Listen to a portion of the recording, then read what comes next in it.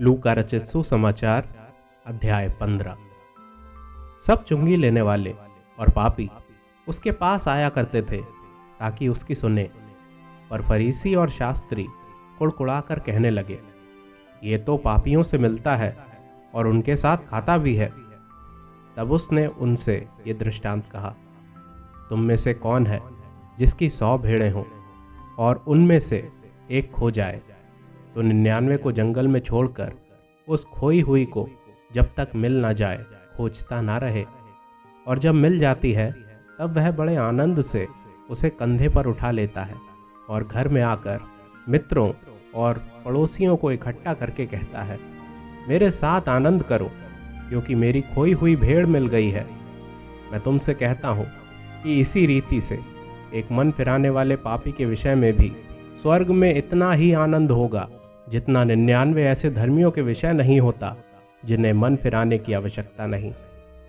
या कौन ऐसी स्त्री होगी जिसके पास 10 सिक्के हों और उनमें से एक खो जाए तो वह दिया जलाकर और घर झाड़ बुहार कर जब तक मिल ना जाए जी लगाकर खोजती ना रहे, और जब मिल जाता है तो वह अपनी सखियों और पड़ोसिनों को इकट्ठा करके कहती है, मेरे साथ आनंद करो क्योंकि मेरा खोया हुआ सिक्का मिल गया है। मैं तुमसे कहता हूँ कि इसी रीति से एक मन फिराने वाले पापी के विषय में परमेश्वर के स्वर्गदूतों के सामने आनंद होता है। फिर उसने कहा, किसी मनुष्य के 2 पुत्र थे। उनमें से छोटे ने पिता से कहा, हे पिता, संपत्ति में से जो भाग मेरा हो वो मुझे दे दीजिए। उसने उनको अपनी संपत्ति बांट दी। बहुत दिन ना बीते थे कि छोटा पुत्र सब कुछ इकट्ठा करके दूर देश को चला गया और वहाँ कुकर्म में अपनी संपत्ति उड़ा दी।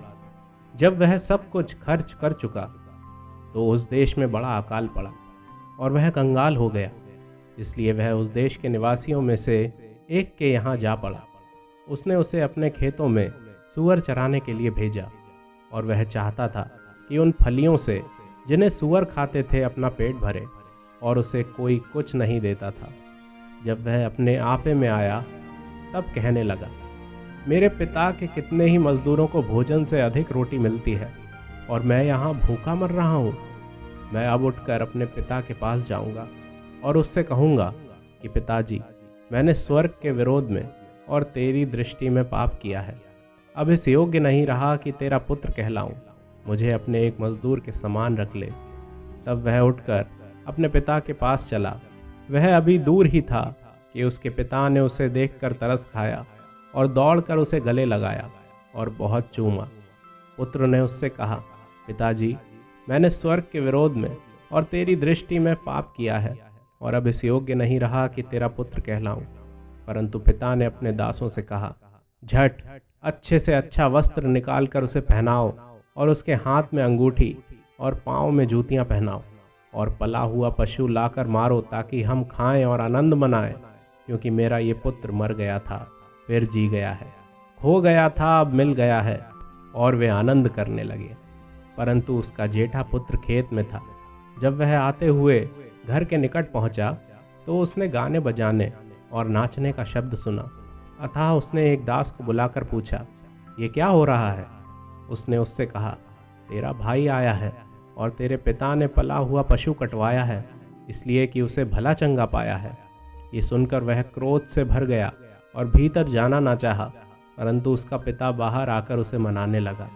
उसने पिता को उत्तर दिया, देख, मैं इतने वर्ष से तेरी सेवा कर रहा हूँ और कभी भी तेरी आज्ञा नहीं टाली, तो अभी तूने मुझे कभी एक बकरी का बच्चा भी ना दिया कि मैं अपने मित्रों के साथ आनंद करता।